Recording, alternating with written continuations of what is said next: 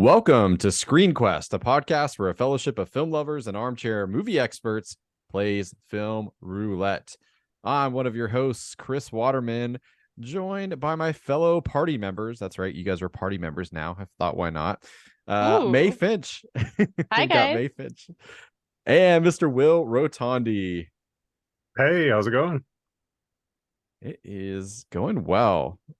We are recording this on a Monday, which is why it looks like it's Screen Quest After the Dark, although it is getting to be shorter and shorter days, which I'm not a fan of. So pardon our dark lighting here behind me. And let me ask you guys, how was your Thanksgiving?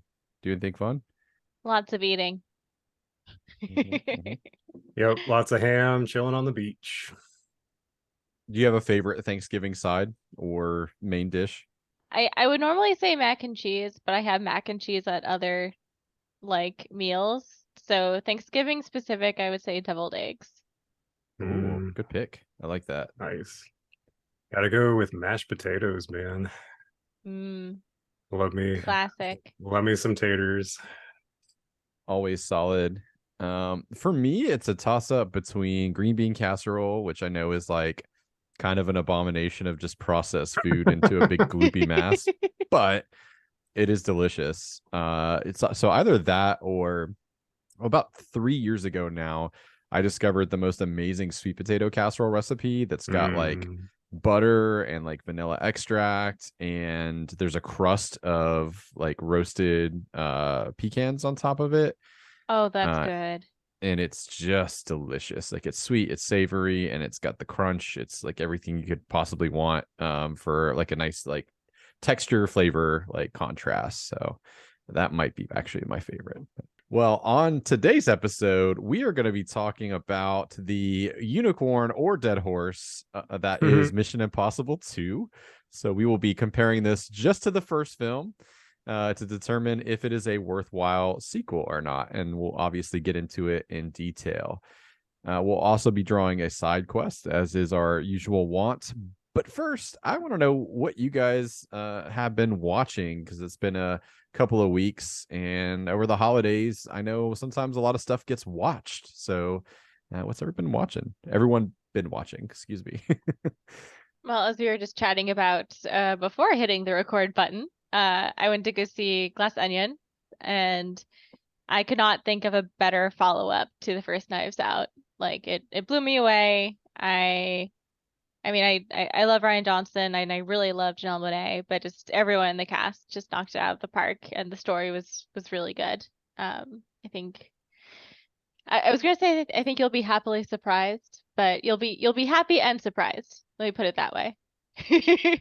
That's great to hear. Is it still kind of a whodunit-y, or is it like a little bit of a different vibe?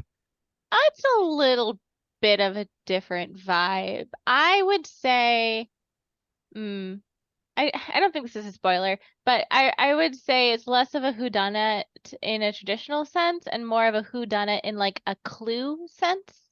Gotcha. It seems That to be sounds kind fun. of a heavy motif. But yeah, it's great. And I watched it with a forced intermission from a fire alarm, which was very interesting.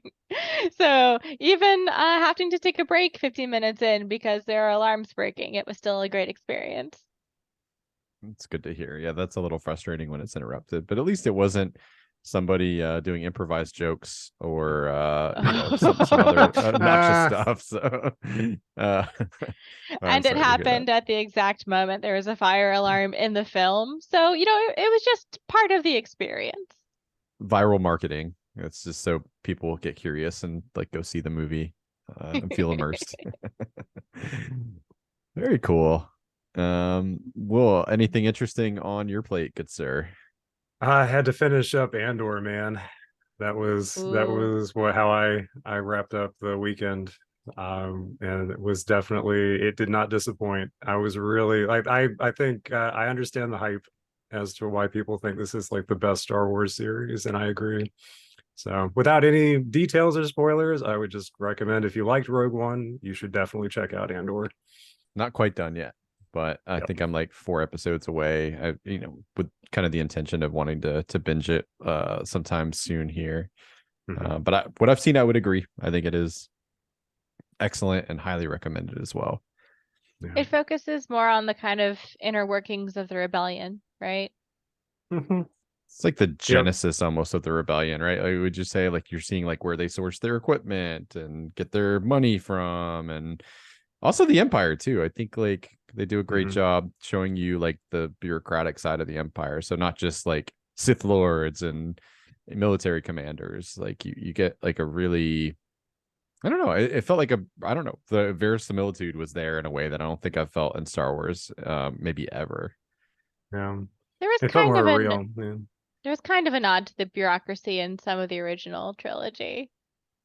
Sure. Yeah. I mean, Yep. they definitely mention it. Like, this goes into a deep old dive. And I don't know. I've just had a fantastic time with it. I think it's also just it helps that like there's no Jedis or Skywalkers or other stuff kind of like around the ankle of this show. Like Mhm.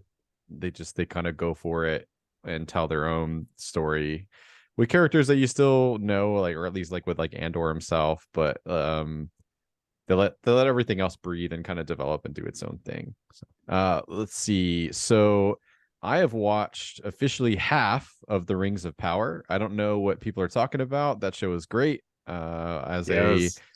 I would say like medium Tolkien nerd. So like I consider myself medium because I have read like the big books. So like The Hobbit, Lord of the Rings, Silmarillion, and I love the films. I don't know what anyone's talking about. I think that show's fantastic. The episodes are a little longer, like at like an hour 10 a piece. So I could see like length being something of an issue depending on what your tolerance is for that. But I've really had a good time with it. I watched it with my mom and brother, who are also both big fans of the films, and they also agree. Like we like every night like sat down to watch an episode. So I do recommend that if you like Lord of the Rings. I hope it gets second season. I feel like with how much they spent on the first, they probably have to at least give one more season before they pull the plug on it. Yeah. I showed my mom Everything Everywhere All at Once, Aw. and my Aw. brother, and she went from like almost piecing out when somebody gets beat to death with two sex toys uh to crying at the end. So I felt like it was mission success there. I was like, just wait. And she was like, what are you talking? Like, she's like, you were telling me how emotional this movie is. Like, this is silly and ridiculous. I was like, just come on. It's disarming you right now with a couple of sex toys. Uh, my brother also liked it as well, so that was kind of nice to like show something, like take a little bit of a chance with something that I wasn't sure I was going to land. And then kind of the last thing we watched, not really a Thanksgiving movie, but it worked somehow, was Raising Arizona. That we brought my stepdad into the fold because I knew he was not going to like Everything Everywhere All at Once. So we watched Raising Arizona, which is just great. That's just a wonderful movie. So that is it for old Waterman here. Let's go ahead and draw a side quest, shall we? Let's see what we get.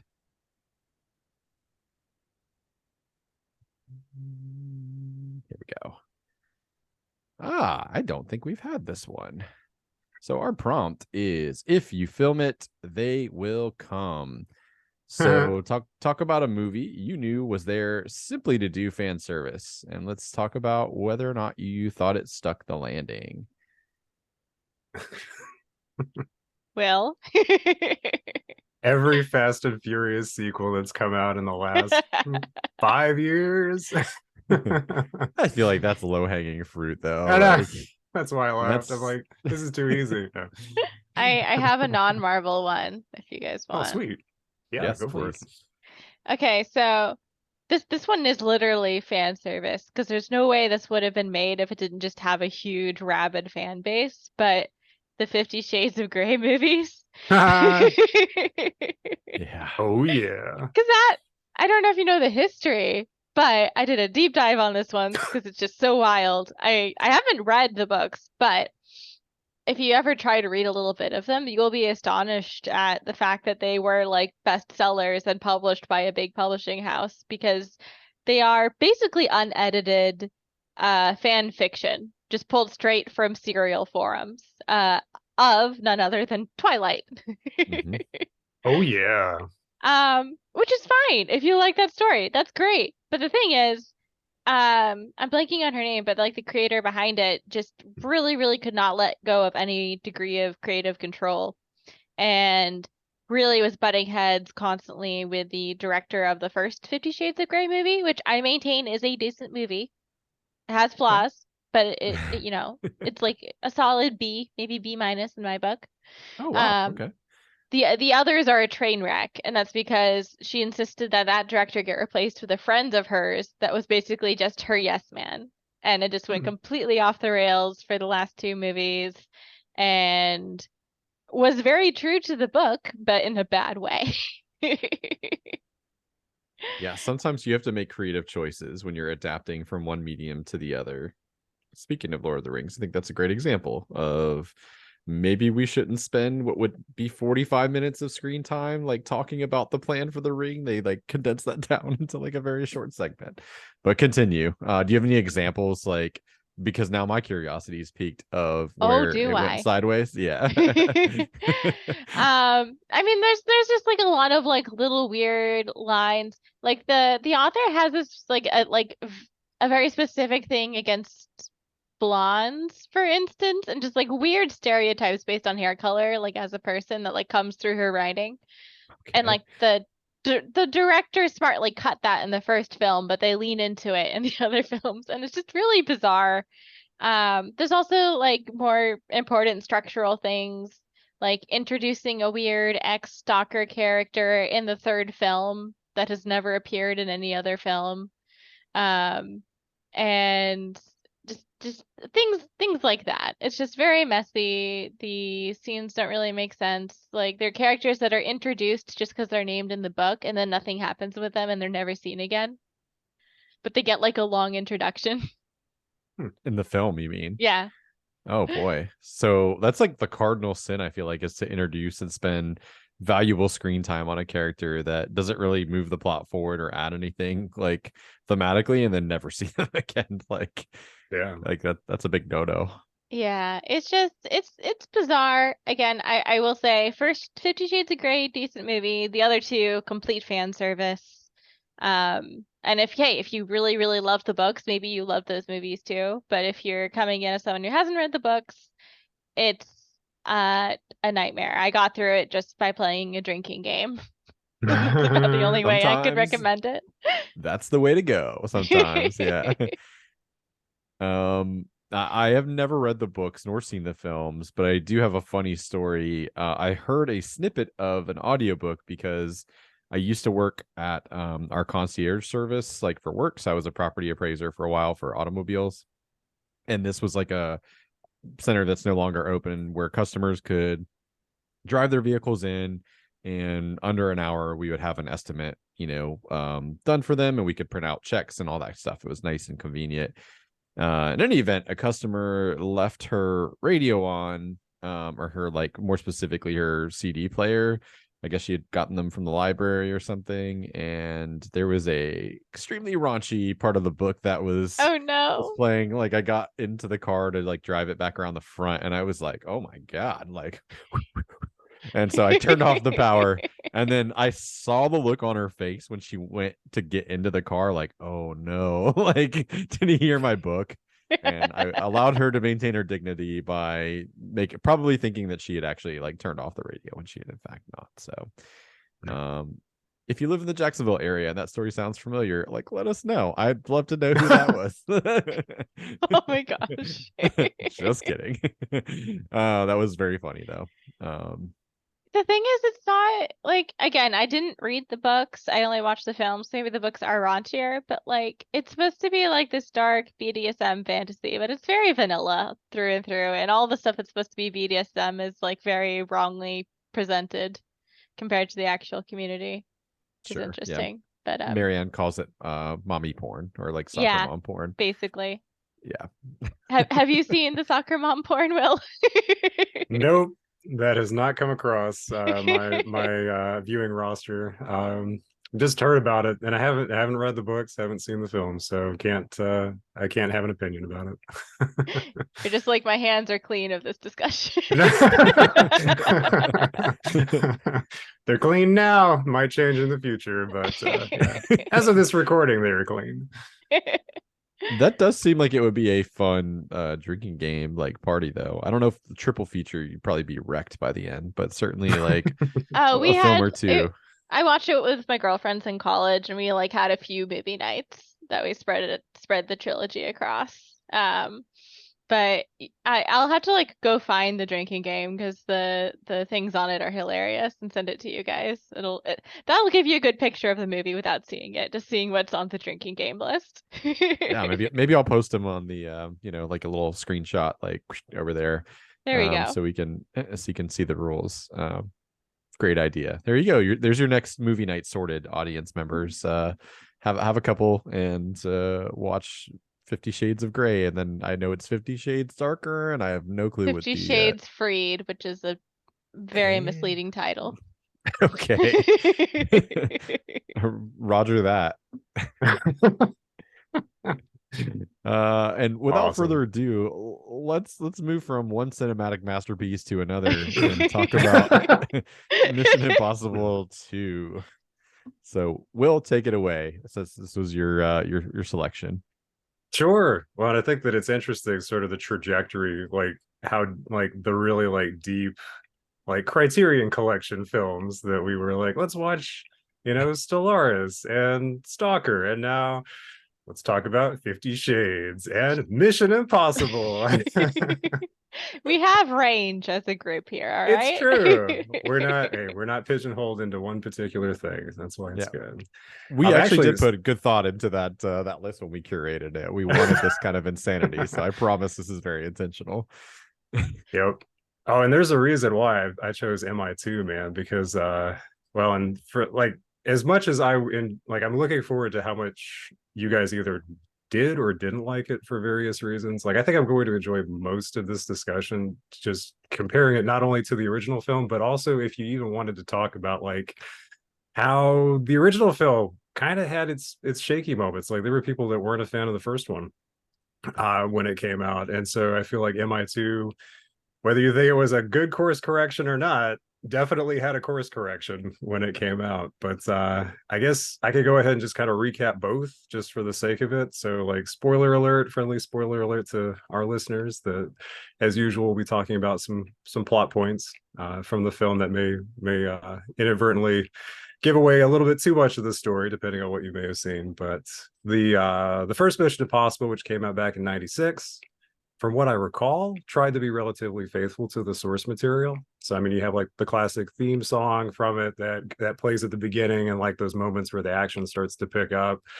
You got like the flashes of what's going to happen in the beginning with the credits about certain scenes that are going to be pivotal, I guess, later in the storyline. You've got the character Jim Phelps, who was played by John Voight, who was kind of like the main point guy from the show. And then, of course, like the classic mission briefings and spycraft and the face swapping and all that stuff that used to be like par for the course back in the TV series. And the original Mission Impossible film deviates, I'd say, the most from that TV show, when like the entire team at the beginning of the film, practically the entire team at the beginning of the film, gets killed on a mission to try and stop this nefarious agent that was looking to try and obtain a CIA knock list, and which had the identities, or could be used to find the identities, of other covert agents around the world. And so after the team gets knocked off, Ethan Hunt, who's played by Tom Cruise, like the only guy that we think has made it out, is then deemed to be this mole in the agency that the IMF had been looking into. And just for clarity's sake, the IMF, which is the main agency in Mission Impossible, is the Impossible Missions Force. And so they're pursuing him, or attempting to pursue him, through the rest of the film while he's trying to figure out what happened to his team. And eventually comes to find out that Jim Phelps, who's the leader of the team in the film as well, along with his wife Claire, was the one who set everybody up And then the movie culminates in what feels like a James Bond escape plan off the top of a high-speed rail train, which is exciting, but also like probably not the best choice of, jumping ship. So, and you know what? Truthfully, with the James Bond sort of segue there, it's not too far off because I feel like Mission Impossible 2 is where they went full on Tom Cruise is trying to be James Bond now, or Ethan Hunt is trying to be James Bond.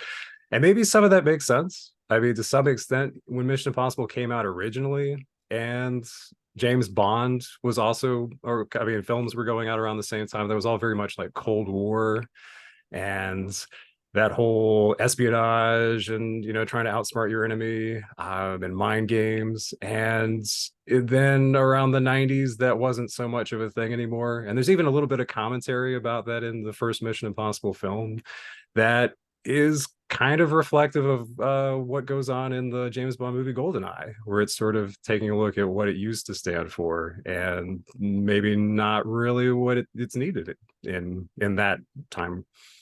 And so it's unfortunate that that's kind of the way that they went, because a lot of people weren't too thrilled about the mind game. It wasn't as sort of chess matchy as the TV show was. It was more actiony, and you had a traitor in the IMF who was like a long-standing character. And so then when MI2 came out, it was like even farther away from the original. You've got Tom Cruise is like the main guy out front, everybody else is kind of backseat, bench warmer characters that you may see for a little bit, but the team isn't really as solid of a thing anymore. It's just covering Tom Cruise's butt while he's going around doing stuff.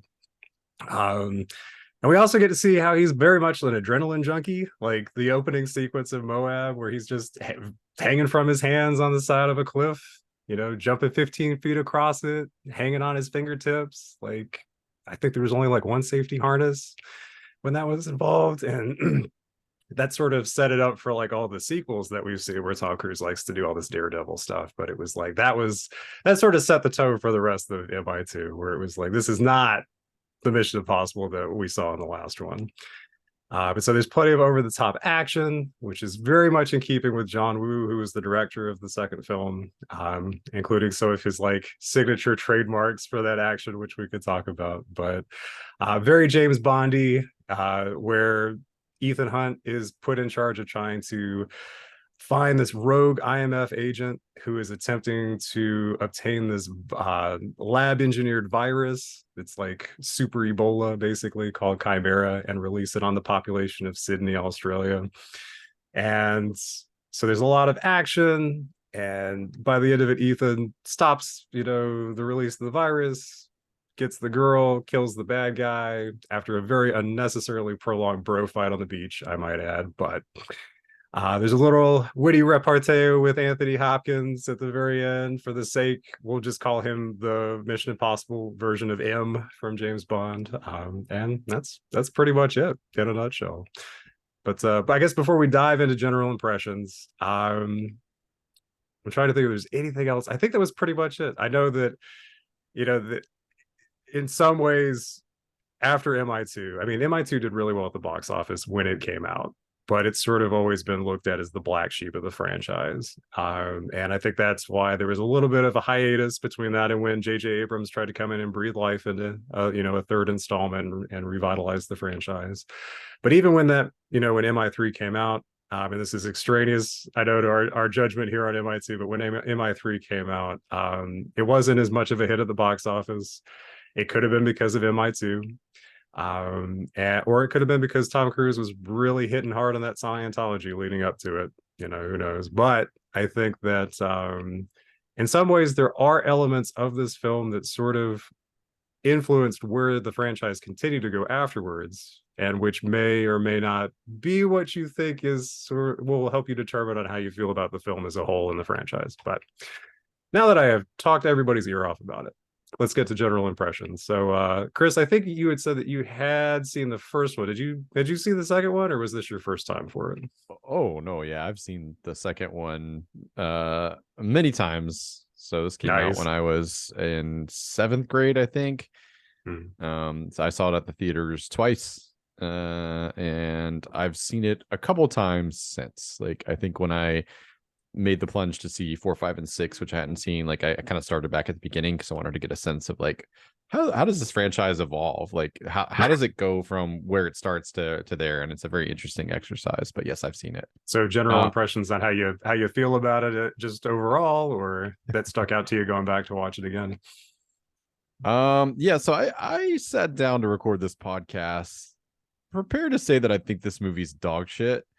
But I don't think that's entirely fair. I think it's just dog shit for a Mission Impossible movie. So look, John Woo's style is like singular, you know, that Hong Kong action style.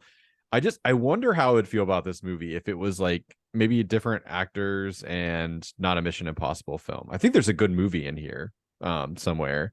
And it has some really great sequences. That opening that you kind of referenced with the free climbing still like made my palms sweaty. And it's because I have a, you know, petrifying fear of heights, but I think it's effective.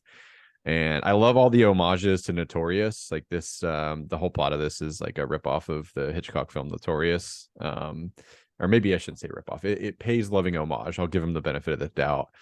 And the stylized action is like fun and funny, like it's enjoyable, like from an overt, like God, there's so much spinning, unnecessary spinning when people are shooting. I know it's to avoid bullets and stuff, but whoa. But I find that stuff enjoyable. I think in the Mission Impossible package, it doesn't really work for me, and I think this is by far the worst Mission Impossible movie. I actually contrasted because I watched 1 as well. I think apart from a couple of key things, one of which May referenced on her Twitter account, that movie's largely held up. It does feel very 90s, like in some of the special effects and things like that. But as far as 90s action fare goes, like I think it's above average. Like, you know, I wouldn't say it's like the greatest. There's, you know, a lot of competition there, but I feel like this movie, I don't know. I'll leave you with this. Like it opens with a Limp Bizkit rendition of the Mission Impossible theme, and that is about all you need to know about how this thing is aged, really, largely, so, in my opinion. But I'm interested to hear what May thinks now. I'm going to have to disagree with everything you've said, Chris. Everything. Everything, huh? Mission Impossible 2 is amazing. I kid, but I do. So, having not seen the first Mission Impossible before, this is my first time viewing for both 1 and 2. I did see, I think it was Ghost Protocol, like when it came out. And that was like my first Mission Impossible movie. I don't think I really like Mission Impossible movies, so like it's kind of a low bar for me regardless. Nice. And yeah, I really did not like the first one, and I felt like the second was kind of a parody of itself in a way that actually really worked for me. I found it very entertaining. Yeah, I actually liked it a lot. I will say I did like kind of zone out towards the end when it was like 20 minutes of just straight action and motorcycle chases and stuff. But overall, like I felt like the second actually had a good number of strengths, the first didn't. Like I thought the first one's plot was overly convoluted, whereas like yeah, there's a lot of drag in the second movie, but at least I could follow exactly what the stakes were and what was happening very easily. And I also felt like the acting was better in the second one in a lot of ways. Not great. I'm just gonna say better. Better. Okay. That's fair. Can I just say that I am really excited this is how this turned out, because I honestly thought everybody's gonna be like, this movie sucks, but this is great. This is yeah, awesome. What do you think, Will? Yeah. So I'm gonna have to play like devil's advocate, because when this movie came out, I was like, oh, this soundtrack is dope. Not Limp Bizkit. I apologize to Limp Bizkit fans, but I mean, like Chris said, you listen to it's not Mission Impossible, man. You know, it's like the rock version, and the rock version doesn't do it for me. So and it's not as, if you watch the music video, it's not as bad as Snakes on a Plane's was, but it's not great. So we'll leave it at that. But yeah, like when when it came out, I was like, this is not. I think I didn't like it because I didn't like the fact that it was trying so hard to be James Bond. I missed the fact that it wasn't trying to be more of a team effort. So I mean, you have like Luther, who's the computer guy, and you got Billy, who's the helicopter pilot.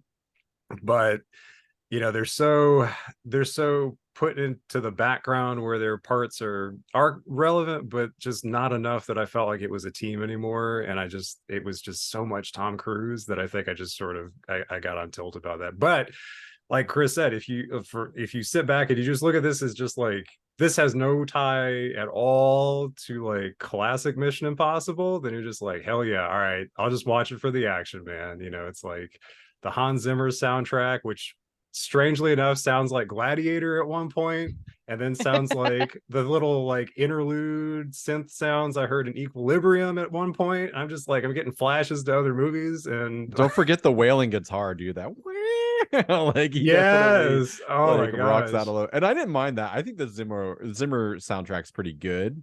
yeah. And there was some, you know, you mentioned Metallica had a song on the Yeah, soundtrack they that was did. good.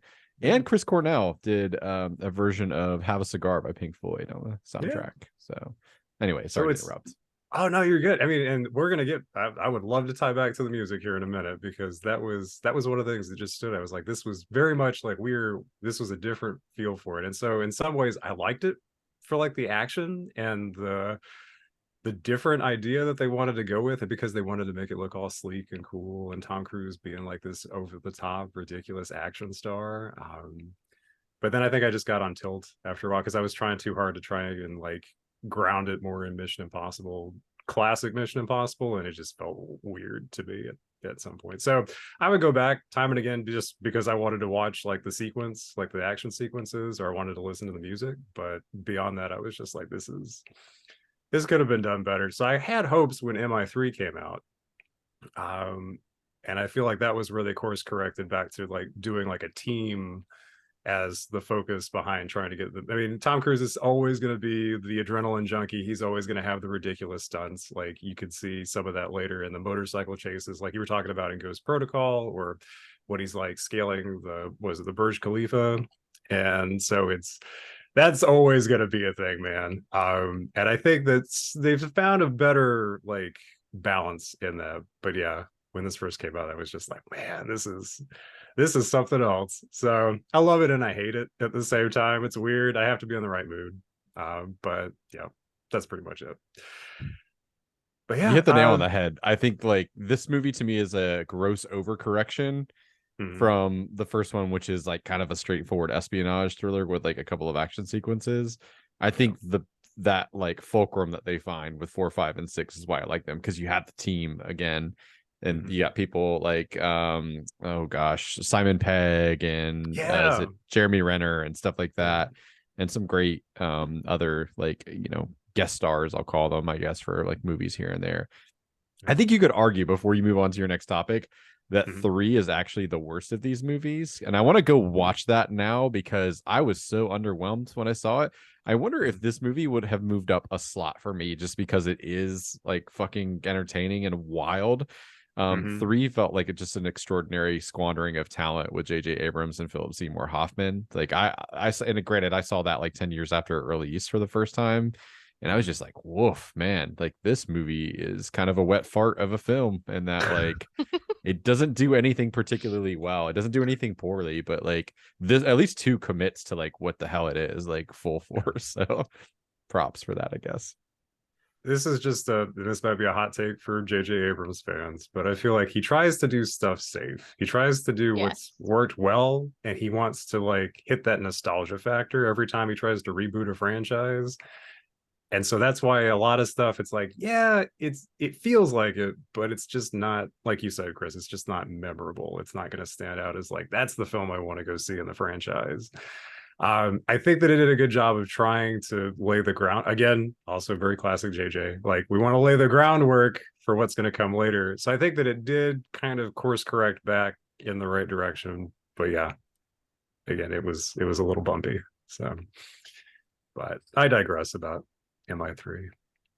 But yeah, so I sort of talked a little bit about the music because I know that in the first one we've got more of the traditional the scoring like the TV series with the original theme, and you've got much more of that sort of spy espionage kind of, you know, vibe going on. And then in the second one you've just got like it's just rock. It's just like we're in for the action and the leather and this and the shades like, you know, Tom's wearing over here on the screen if you're watching our YouTube channel. And yeah, so just any additional, I guess, any additional thoughts about how the music may or may not have played to how you took in the film. And May, I'll kick it back over to you next on that. It's gonna sound kind of bad, but the music was like a good like signal for me of like, oh, I should be paying attention now, because when scenes were dragging, I'd start looking at my phone, and then you hear that guitar, and I'm like, oh shit, something's happening. Bum, bum, bum, bum. Oh, Shit's great. about to go down. Exactly. Who's gonna get shot? What about you, Chris? Yeah, I enjoy the score a lot, and like I said, Limp Bizkit aside, the soundtrack was one of those things that was like a hot album for the summer. And I was wrong. It was Foo Fighters that covered "Have a Cigar," just to correct myself, but Chris Cornell was on the soundtrack. But I feel like this is like the last of that era where like really good like soundtracks like to movies that like pop music and rock and stuff, like it's not really much of a thing anymore, is it? Like, I mean, once in a while you'll get a little bit of it, like, but like Top Gun Maverick had a couple of songs by like Lady Gaga and was it like One Direction or something? But like One Direction, no, that's not the right band anyway. I'd So be I kind of shocked. what's the other band that it has a name like that? I don't know if you guys have seen Maverick yet, but anyway, like I missed that era, and so it was kind of nice to have a bit like of nostalgia there. But I liked it. I thought that the music really complemented what this movie was. So you had the wailing guitars, you had some swelling orchestral music, and Hans Zimmer's just the man, you know, like he makes good music. Yep. Inception notwithstanding. Yeah. And even that I suppose is fine, but no, I enjoyed it. I guess moving on from that, then the other classic thing that comes up a lot in Mission Impossible is just all the gadgets, you know, very also kind of like James Bond, but in a different way. I guess a lot of it was always like who they were going to portray and pretend to be, and the like the face reveal was always like a big deal. Yep. And so whether it's I mean, it's pretty consistent even in the films, which is a pleasant surprise. But I just thought it was interesting how in this one it seemed a lot more like it was just, I don't know.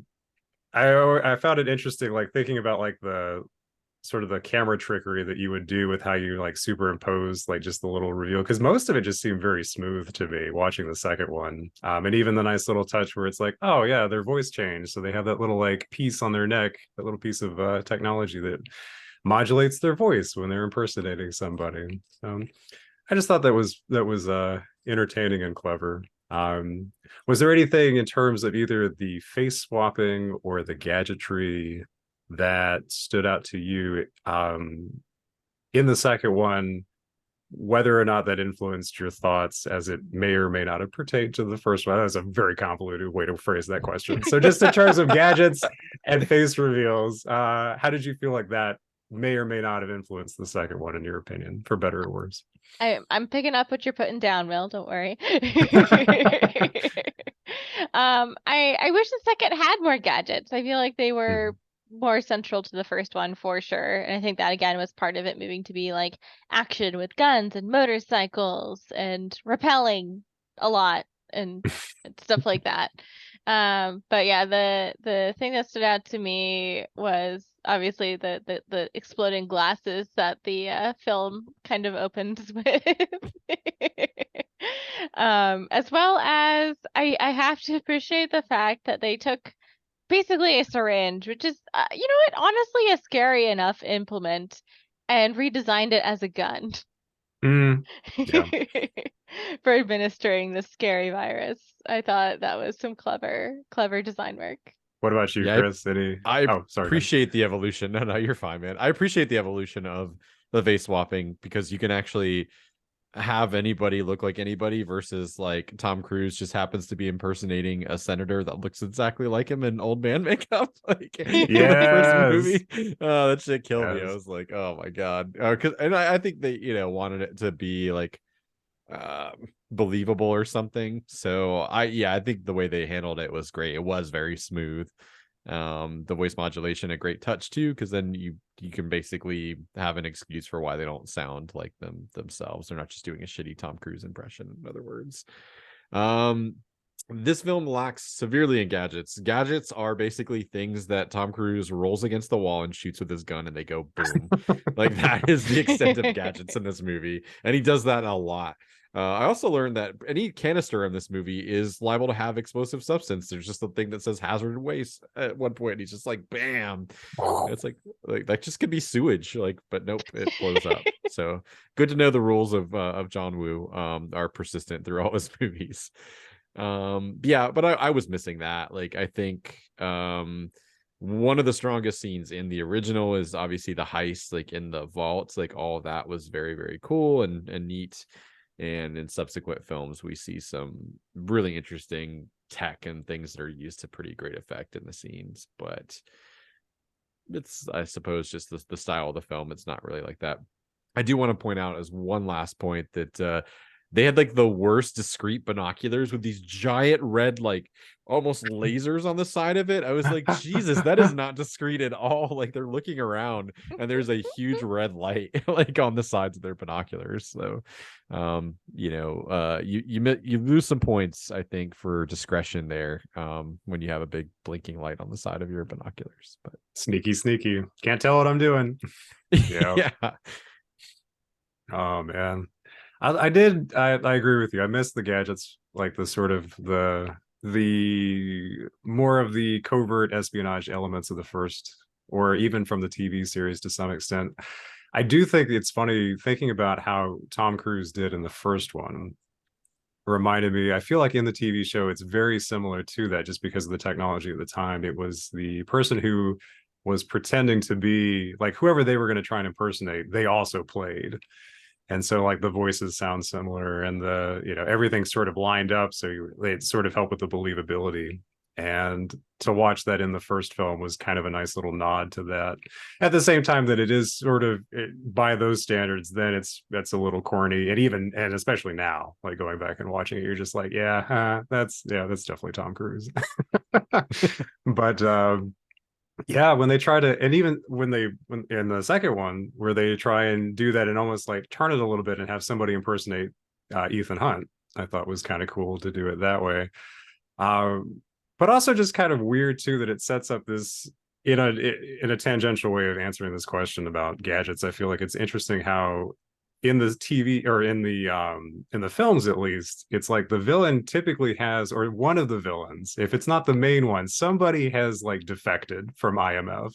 There's always like somebody who's like, I'm done with this business, or I wanted to make a profit, so I just used it to my own advantage. And so like, dang man, like I don't know who they're hiring, but they got to work on that. Like it is wild how that just comes back up like repeatedly.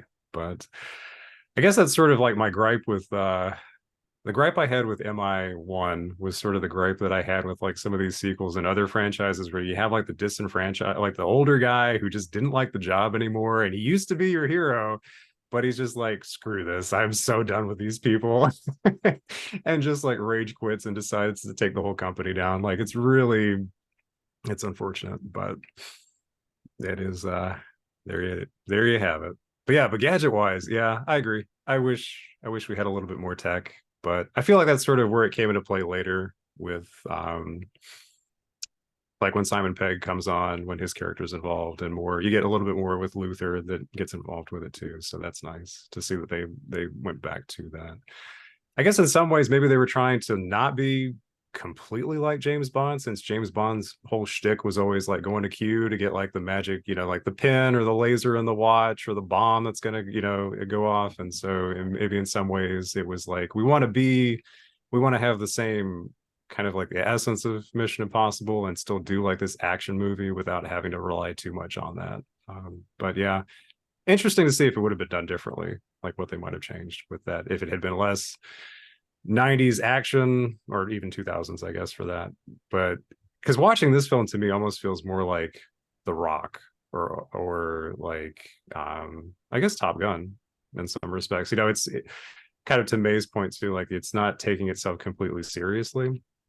And so it's almost in that way of poking fun at itself to have more fun with the franchise. Then maybe that's why that was like another thing that just wasn't really needed, was to have the extra little gadgetry in there. Are we going to consider pigeons gadgets? Because if so, then I mean, yeah, or a dove that comes out of nowhere. Yeah, yeah, through the exploding like door. Yeah. Yeah. I do think that it's funny off of that too, just randomly, and we can cut this part, but off of the whole hazardous waste exploding. It's like every time a car hits another car, if it's the bad guy's car and he rams into another car, then automatically it has to explode. Like that's the law of that's like Commando, like the law of like Schwarzenegger films. It's got to blow up. If you hit the gas tank with a bullet, that thing's gonna ignite. Yep. I choose to believe with the dove that was a like a magician's grenade, and it had like a little pocket on the side for the dove, so it just flew out with the explosion. Yeah. I like to think that Tom Cruise keeps them up his sleeve so he can disperse them for intimidation, like Job from fucking Arrested Development or something. Yes. Speaking of Arrested Development, I don't know why, but I was thinking a lot about Gene Parmesan for some reason. Well, it's because like the reveal, you could definitely superimpose Gene.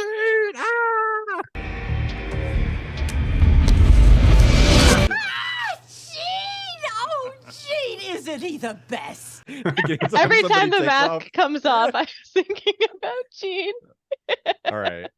There's a little editing project for myself. If I have enough time, I've got to go ahead. Nah, you can keep that in there. It's good. I've got to clip that. Do a clip of somebody doing it and just throw in some Jessica Walter, RIP for some laughs. Oh, yeah. Well, I guess the next part, before we get into anything else that you guys want to talk about, the next thing that really came to mind was, and I've sort of beaten this horse dead already, but I guess the team aspects from the first one to this one, even like the team aspect from losing a team in the first film to not losing a team, thankfully, in this one, even though there's like a couple close calls where they make you think that maybe somebody's gonna die. The second film felt very much, well, on the one hand, at least to me, on the one hand, it felt less about the team aspects. It also felt like the stakes for anybody not making it were not, they didn't feel like anybody was in danger. Let me rephrase that. It felt then sort of like that action movie trope where it was like, everybody's going to be okay. We're just going to have a lot of shoot 'em up, action in between point A and point Z. But I was curious what you guys thought about whether you thought it worked or not, whether you liked how the team aspect changed from the first to the second film. And Chris, I'll go ahead and throw it over to you. They felt like exposition tools to me more than like fleshed out characters, like a way to basically track where somebody was or what was going on, so that the audience is getting a little more information than Ethan, which can kind of create a little bit of suspense in those moments.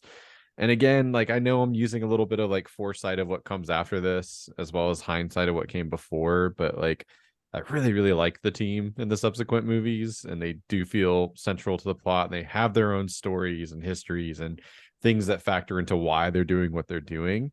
That being said, I love seeing Ving Rhames back. Like, he's just amazing. He's got one of the best voices like ever. So happy to see him back, but not used to the full potential, certainly. I will actually agree with Chris on this one. I liked in the first one the fact that, I mean, the whole story is about a mole and not being able to trust people, and the team never felt very secure. It felt like there was always a risk of backstabbing, and obviously that came true, but the precarity and the fact that there was an individual focus to a degree, I think they did Claire wrong, unfortunately, but there was a personality, or at least like some individuality granted to most of the team in the first one, that we didn't really get with the second one, and I do think that is one of the bigger flaws of the film. I'm pretty much the same way. I missed the team, but also it felt kind of rough about how the team got treated in the first one. Like, and especially too, like you had like some pretty big name actors that were in it. I mean, it was of course I say that and then I like completely blank on the name of who I was gonna mention, but I'm thinking Emilio about Estevez. hey, yeah, Mighty Ducks, my dude, all the way. Love that. Air Breakfast Club, obviously, too. But yeah, Emilio Estevez is the tech guy. Kristen Scott Thomas, who shows up for all of like 2 minutes. Um, and yeah, and then it's like the whole team gets whacked, and I'm just like, what? And especially how Emilio goes out, man. Like, I dude, that is know. It was like meant that's to be that. shocking because those are like top billed actors. So again, Yeah. hard to like, to like we're talking Jesus, what, like almost 30 years ago now that movie came out. Um, maybe not as big of a surprise because a lot of those people aren't as active as they were, but that was really shot. Like I remember the discussions around that, as even a kid, it resonated with me, like watching that Mhm. with my parents and then being like, whoa, like all the like all the stars are gone, except for Tom. So I Yeah. think it's a cool trick, maybe not one that's dated as well, just because Yeah. maybe see it coming a little more than you would have when it first released. That's pretty much all the main points that I had that I wanted to make sure we talked about. But I'm interested to hear if there's anything else from either film, I guess primarily from the second one, that influenced your thought on how it went in the franchise, what you wish might have been a little bit different, or just any and all thoughts that you had that we haven't covered yet. And May, I'll kick it over to you. I guess we haven't said this explicitly, but it is extremely tropey as a film. Mhm. Um, that ranges from like all of the action tropes to the kind of like James Bond tropes, and gadgetry and stuff. And I'm just trying to think like if if there's anything original in the film. And I'm having trouble coming up with something. When did uh yeah, when did Gladiator and Equilibrium come out? Before or after? And that'll answer my thought on the music. And then I think Equilibrium was after because I was okay, also so comparing notes because I was like, wait a second, I'm getting I'm getting getting some vibes. vibes. Yes. yeah, it's the gung fu, Yeah. baby. Yep. So I feel like it's definitely that's probably the unique part about it. But yeah, I would agree. I'd say a lot of it. Maybe some of like the action sequences. So like Tom Cruise on the Rock and Moab, that's never, I mean, that was shocking. And I agree with Chris about like the like watching a movie and having like a reaction to the hype in the film doesn't really happen very much for me, but it happened in that one and it happened in GoldenEye at the very end. And Hmm. there's just certain things where I'm just like spatially, I don't usually get like scared, but that I'm just like, there's no way I can't, and I get stressed every time I watch it. So maybe that, and maybe some of like the practical effects for some of the chases. So like all the work they put into like the rigging for the motorcycle chase or the explosions for how they flip the cars when they're coming around the corner and like a grenade goes off. I think that was kind of cool, but also again probably done before, maybe just a different setup. But I don't know, Chris, anything along those lines that stuck out to you? As far as like original concepts, I do feel like this movie's very derivative. I'm happy that like, his 90s films brought a lot of like the sensibilities of Hong Kong cinema. And like, hey, look, like I said, I saw this twice in theaters because I was so taken by it. And then I felt betrayed once I hit like high school and discovered John Woo like proper, like the Hong Kong John Woo. And I was like, oh, so he does all this stuff, but it's also a really interesting, like, police story or like crime story. And it Yeah. actually has substance. And it's like, fuck. Well, I don't feel the same about Mission Impossible 2 anymore. Um, I don't know. I mean, no, I don't know that it really needs like does it really need to be, like at the end of the day? Like maybe not. Like I guess so this movie does feel very comfortable in its own skin. Like, I think that is the highest compliment, and maybe the thing that uh, I haven't really fully seen until this most recent viewing is that it doesn't flinch at all. Like, it stays the course pretty consistently. Like, you think about that sequence where the cars are just like spinning in tandem, and he like prevents her from going off the edge by crashing into her, and like it's utterly ridiculous. But for what it is, like if you could just like you got to take your I don't know, cynicism and doubt away. It's like, okay, sure, that was cool.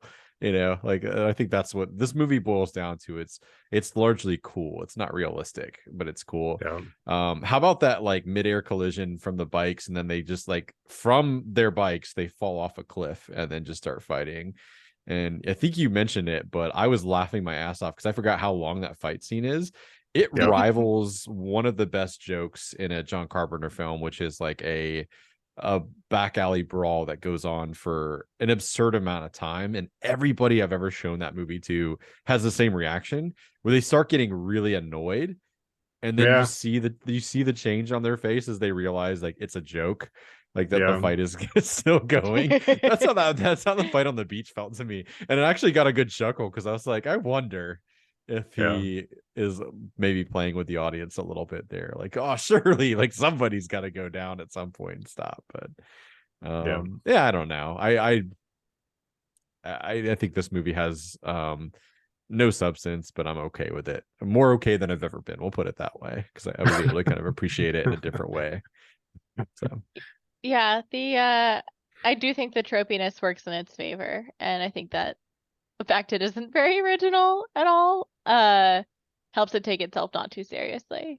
It makes it fun. I was laughing through most of the film. I think the only part that actually like made me uncomfortable wasn't because it was like so much action. It was just like the rape scene with Naya and Sean when she's like forced to undress and stuff. yeah. Which is I'm just going to say part of the reason I don't like Mission Impossible is the constant whiplash between like very sexist or even like rapey scenes to this like fun, cool action. It's like just give me the fun, cool action. I just want to enjoy that on its own, please. They Yeah. course It's like, correct in some later movies, but yeah. Sorry, go ahead, Will. no, I agree. I was going to say the same thing. And you're right. Yeah, the women in the first two films get the definite short end of the stick when it comes to not only just their own independence as a character, but also just what just happens to them. Like why, like they just get used. Yeah. And so it's frustrating to watch. Yeah, like especially Tom Cruise. It's kind of like going back and watching Blade Runner, and you're like, Yes. yeah, come on, Decker, quit being so handsy, my dude. And so like the same thing with Tom Cruise, where it's like the '90s was just like we're okay with this very emotional main lead dude who's just like frisking down this like traumatized, woman, or for the sake of the story, pretending to be traumatized, but still, like it's just like holy shit, dude, like what are you doing, Tom? Come on, man. For the sake of just like the emotional, like whatever they were going for, and also maybe just as his character, for his character, and that sort of overly masculine look that they wanted for that film, which again then sort of continued on with the James Bond trope of then instead of being emotional, he was very much like always, for the most part, I should say, always like calm and control. His hair was always perfectly, parted. Very little blood up until maybe the very end when you had to have like the final boss battle that went for forever. Yeah, I don't know. Jumping off a bike at that speed, chest bumping the other guy, and then like flipping off into the sand would probably break Off a cliff, something, mind. surely. Off a cliff. Yeah. Like they go not just like Yeah. off their bike onto the ground, they fall off a cliff. Yeah. And then just keep punching each other. When I watched it with Rachel, because we went through like a Mission Impossible thing earlier before, but like even before this, and with my wife, and she there was one point where we were watching that at the very end. She was like, holy shit, like just kill the guy. And I just laughed because it's like, like when he does it, it's like he throws the knife down, right? Like he throws the knife down, he's just gonna punch him. Like we're just gonna duke this out, and that was pretty much where she was just like, oh, this is taking so long. So that was pretty, it was worth it just to hear her reaction, because that made me laugh my ass off. So There Rachel, you go. if you're listening to this, thank you, you're awesome. But It is. I do think they are movies best watched with other people. I watched yeah, the second one just on my own this afternoon, but I watched the first yeah, one last night actually with my brother and his boyfriend, and that was really nice. fun because his boyfriend is from the UK, so like he was Oh, commenting on all the different train stations and pointing out which ones actually weren't what they were labeled in the movie and stuff. Anyway, it was nice nice. to have the fact checker, but yeah, no, being able to watch with people and laugh is a great way to experience these movies if you're going to. Also, Agreed. perhaps when you're watching 50 Shades, it is, yeah.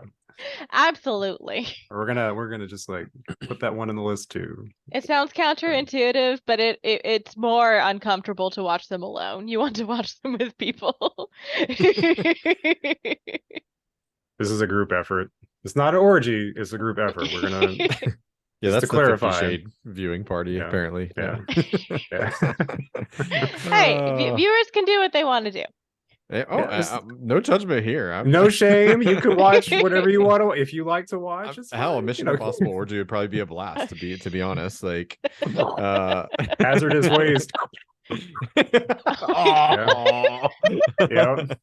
Yep. Oh, so go back to really quickly to like the kind of the lack of agency with women in these first two. It's so frustrating because they almost get there, right? Like the Thandie Newton character, what's her name? It's Naya. something Naya. I was gonna say it's like They did a Micaiah, lot that's not better right. with her than Claire. I'll give them that. Mhm. Yeah. They did, but it's like, oh, we're gonna recruit you to like be active and do something, and then Anthony Hopkins shows up and he's like, "Now we just need her to fuck him," like basically, and it's like, Yeah. oh, you were so close, like, and that's like when you're watching the setup, like especially now, I feel like it really does seem like oh, so you see her capable, like in your introduction to the character, and it's like, cool, she's gonna be a part of the team, right? She's gonna be no, and it's like, no, you just have to be the woman in need, the damsel basically for the villain, and just bang him and get information. And it's just so disappointing because they're right there.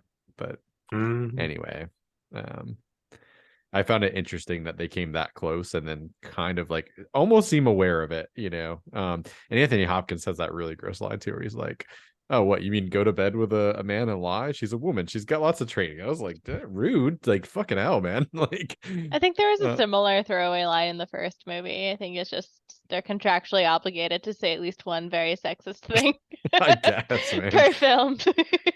And it's always like the old dude, the old white man who says some nasty shit about that. Like, what the? No. John Voight, no. Anthony Hopkins, no.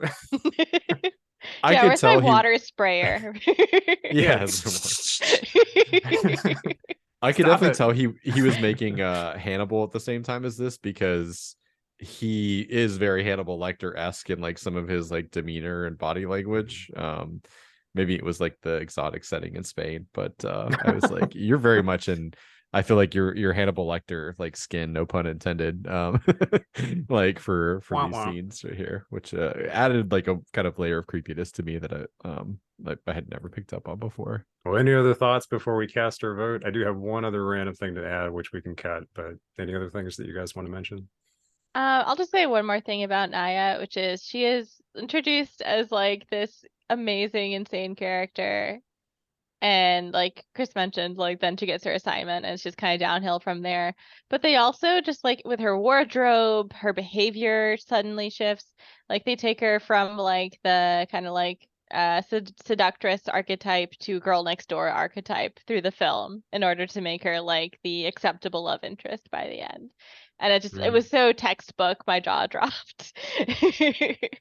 Kind of off of that too, another thought, where she injects herself with the virus to try and thwart Sean Ambrose, who's the villain.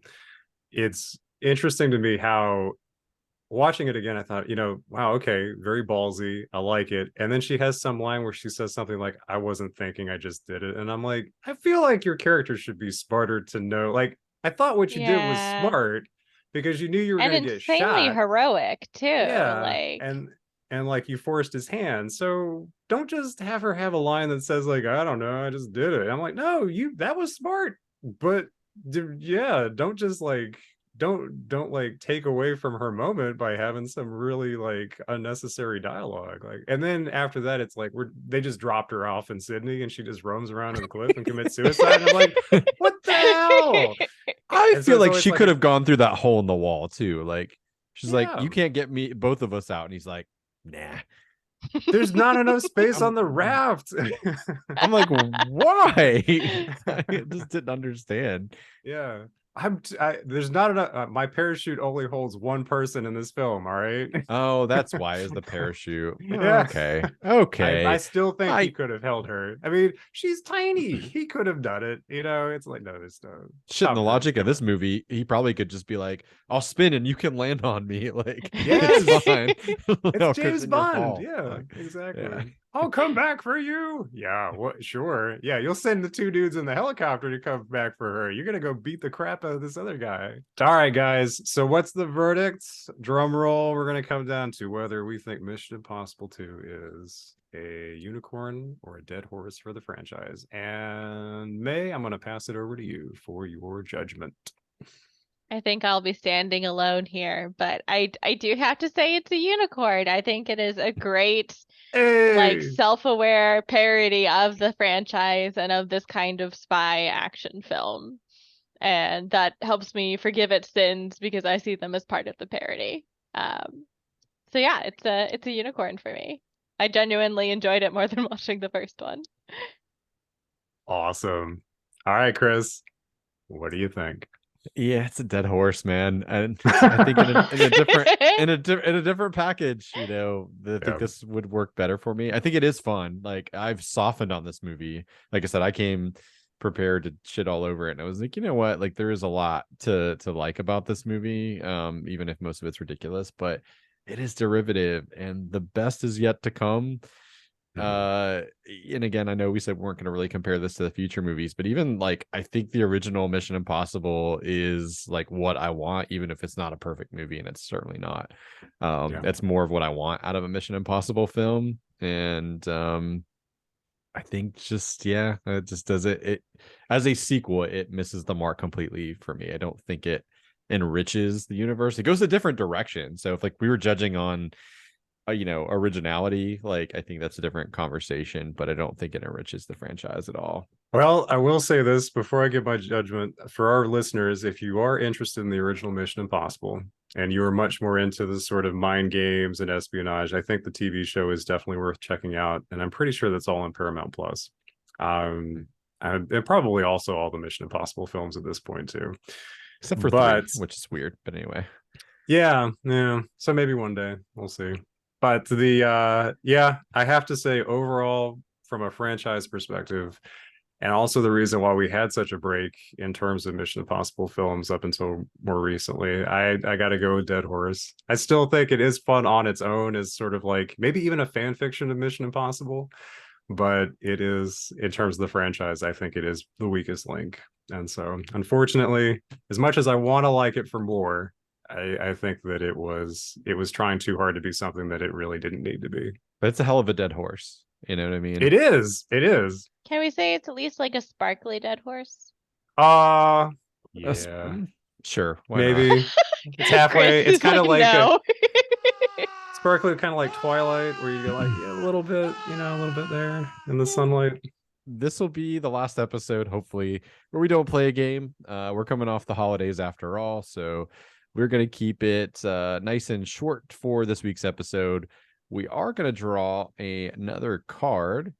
Does anybody have any like hopeful categories while I'm shuffling these? Anything you like want to see?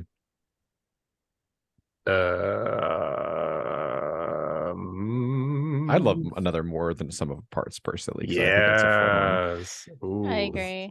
Let's see. I know we kind of just had a director drill down, but that was our first one. I feel like we should have more. Yeah, more those are movies. definitely fun. Certainly nowhere to go but up in terms of watchability, I feel like. Oh, you say that now. Ooh, baby. We've got a You've Never Seen. And this is going to be a Will pick. Hey! And strap in because it is the epic Gone with the Wind. Oh, So damn. we will be watching Gone with the Oh. Wind. So get comfy, baby. I haven't seen this since high school, so I'm actually quite excited to watch this. It is one of the most visually stunning films I've ever seen, from costumes to sets. And I think this came out in the 30s, right? 37. Does that sound about right? Do a quick check. I'm terrible at here. math, but I'll say yes. I believe that's when it came out. But so obviously you've not seen it because it was your nominee. May, have you seen this? I have not. Noise. Right. 39 is the when it released. Well, Okay. in that case, this should be quite the exciting conversation, because it's been like a couple decades for me, and never seen for you all. So hopefully you're pleasantly surprised. Great soundtrack too. Well, I'm very ready. nice. That'll be our next film for next week, and we will talk more on next week's episode about some holiday plans. We're, I think, still trying to finalize like what our schedule is going to be and all that kind of stuff, but we'll be sure to give you plenty of notice. But until next time, we love you. Yeah. Bye. Bye, Bye. guys.